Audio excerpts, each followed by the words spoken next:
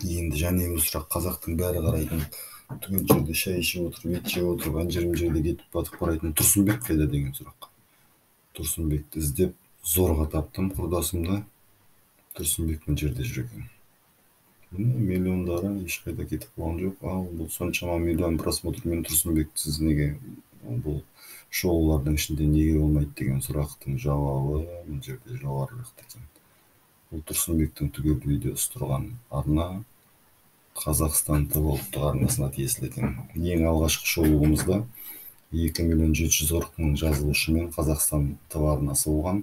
Сол шоудың уақытында Қазақстан ТВ-ны ішінде балапан бірге екен деп ойлағанмын. Сол үшін осынша жазылушы, соншама қаралым бар екен деп ойлағам.